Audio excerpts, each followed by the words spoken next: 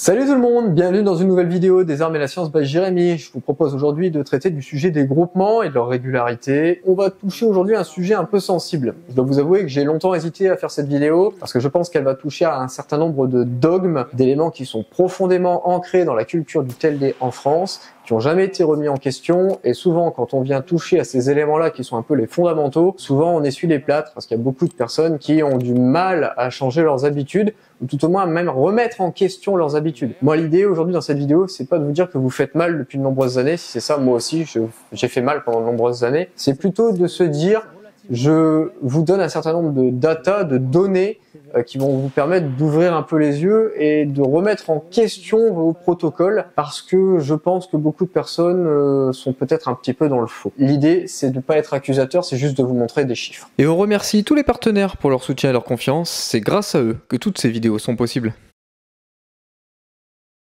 Les statistiques ont commencé à faire leur apparition dans le monde du tir et du tir longue distance. La preuve en est, quand on cherche une munition performante, on cherche des groupements qui sont réguliers, on cherche des vitesses régulières. Et souvent, les radars balistiques nous donnent une valeur statistique. Ils nous donnent la vitesse moyenne et les écarts-types de nos vitesses. Les écarts-types, c'est à quel point les vitesses sont régulières les unes aux autres. Cette notion-là, elle est devenue plutôt ancrée dans le monde du TLD et elle est plutôt acceptée aujourd'hui qu'on a des écarts-types, donc on a des régularités de vitesse qui sont variables. Ça, il n'y a pas de problème là-dessus. Par contre, sur ce qui s'agit du groupement, on est toujours dans le même, on va dire, le même environnement depuis des dizaines d'années. C'est on va faire des groupements de 3 ou 5 coups, et puis si mon groupement de 5 coups fait 0.3 MOA, et bien voilà, ma charge fait 0.3 MOA. Ça, c'est quand tu discutes avec des tireurs, c'est toujours comme ça. Ah ouais, ma charge, elle tire 0.3 MOA. Chapeau, hein. Ça c'est de la charge d'enfer. Hein. Mais souvent, en fait, c'est 0.3 MOA qui est basé sur un seul groupement, souvent des groupements de petite taille, 3 ou 5 coups. Et ce que les gens oublient souvent, c'est que comme les vitesses, les groupements sont aléatoires. C'est pas parce que vous faites un groupement de 5 coups qui fait 0.3 MOA que vous allez tirer 10 groupements derrière qui vont faire 0.3 MOA. Ça, c'est le monde des bisounours. Vos groupements vont varier.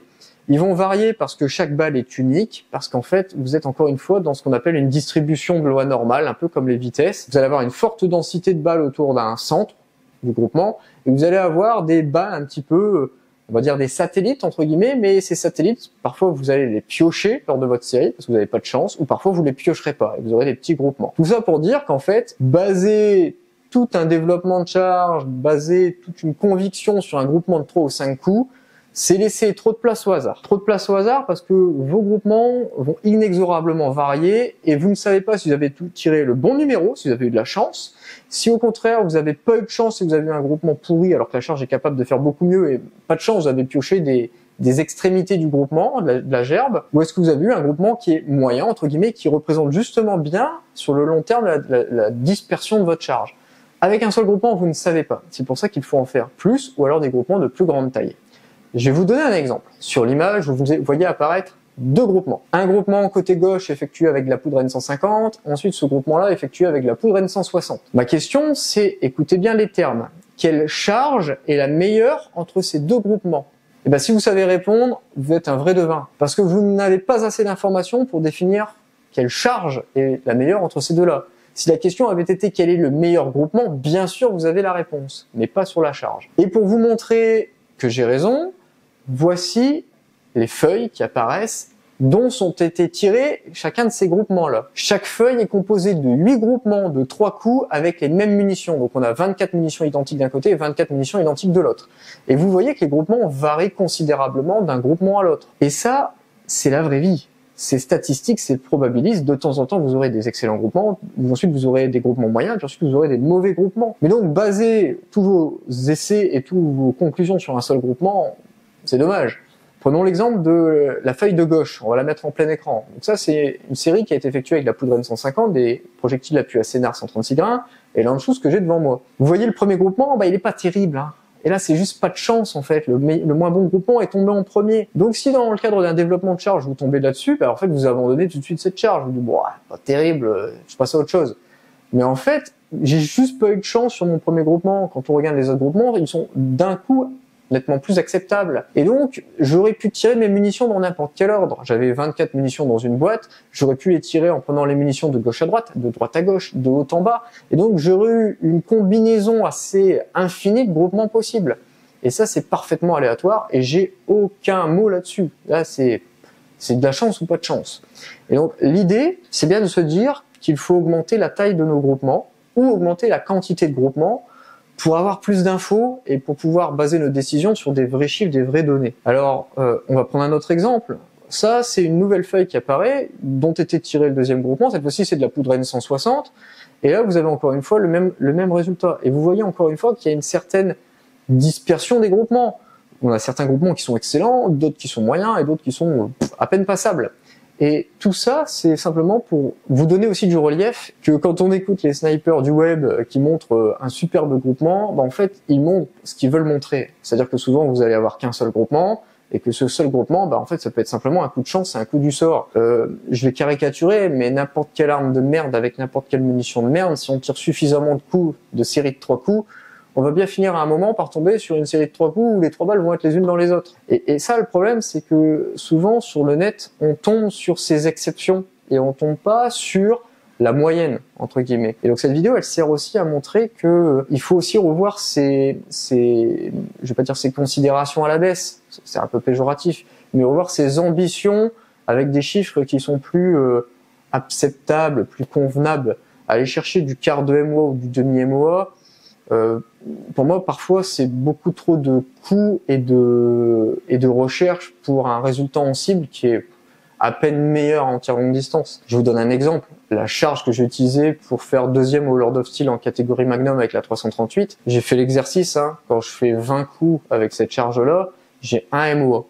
Je groupe sur un MOA. Bon, voilà, en fait, cette charge qui fait un MOA, en fait, elle a tapé tous les gongs. Elle a fait deuxième au classement et elle est amplement suffisante pour faire une victoire en fait.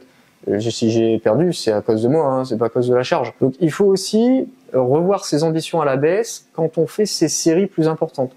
Parce qu'un groupement de 10 coups sera toujours plus gros que des groupements de 3 coups et de 5 coups. Et parce qu'un groupement de 20 coups sera encore plus grand qu'un groupement de 10 coups. Et donc, de viser ce nombre de données plus importantes va aussi vous permettre de remettre vos revendications un peu à la baisse. Moi, personnellement, ce que je préfère faire, parce que ça fait des années que je fais des groupements de 3 ou de 5 coups et que je voulais pas non plus remettre toutes mes habitudes en cause d'un seul coup, maintenant, ce que je fais, c'est que je fais, comme vous l'avez vu, là, 8 groupements de 3 coups et j'ai un petit programme, un petit fichier Excel qui me permet, en fait, de venir superposer tous mes groupements pour en faire qu'un seul groupement de 24.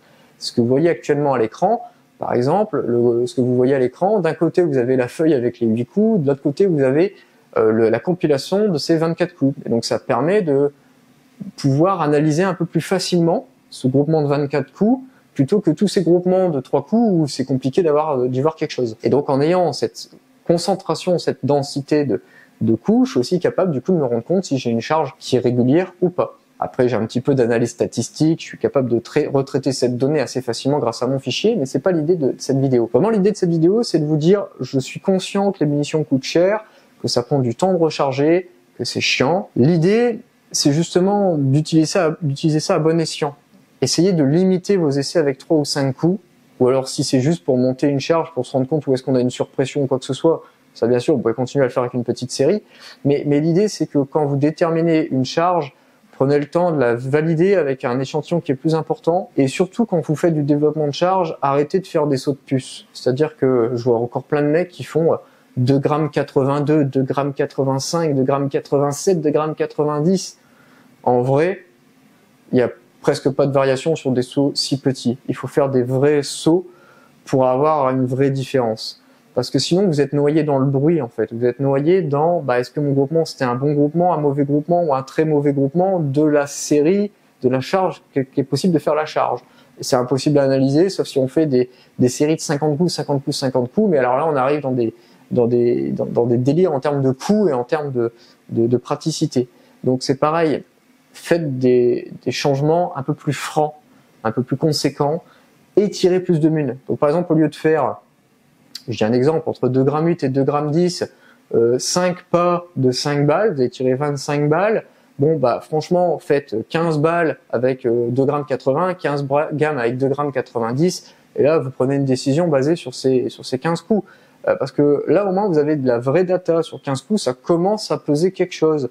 Alors que vos 5 coups de chaque série, en fait, vous avez perdu votre temps. C'est pas analysable, vous savez pas ce que vous avez eu. Enfin, bref, c'est une vraie perte de temps et d'argent. Donc voilà, c'est un peu les conclusions de cette vidéo pour le public conventionnel. Les membres privilèges, on va continuer dans une vidéo spécifiquement pour vous, où je vais vous montrer, moi, ma nouvelle méthode de développement de charge, notamment. Je vais également vous montrer mon fichier, et je vous partagerai en lien mon fichier pour pouvoir le télécharger et pouvoir faire les mêmes analyses de données que moi, ce que je fais. Comme ça, vous serez capable, si vous voulez dupliquer ma méthode, de l'essayer. Parce que vous verrez, ça permet de remettre en cause certains fondamentaux. Alors je savais qu'il y avait ça, hein, mais je pense que c'est peut-être aussi l'ego, mon ego aussi personnel qui m'a caché de ça pendant un moment, puis les coûts aussi. Et parce que parfois, voilà, je faisais un groupement, bam, quart de MOA, incroyable, magnifique. Et puis la semaine d'après, la même charge, je faisais 3 quarts de MOA, puis là je me disais, bon alors, c'est pas répétable, ou alors c'est moi qui suis dans le pâté aujourd'hui, qu'est-ce qui se passe? Et vraiment, le fait de faire cet exercice dans la même journée, de faire des séries comme ça, bah en fait, ça va vraiment vous ouvrir les yeux sur le caractère aléatoire. Donc, je vous encourage aussi à l'essayer à la maison. Bon, voilà, j'espère que cette vidéo vous a plu. J'espère recevoir pas trop de tomates en commentaire. Et je vous dis à très bientôt dans une prochaine vidéo. Ciao.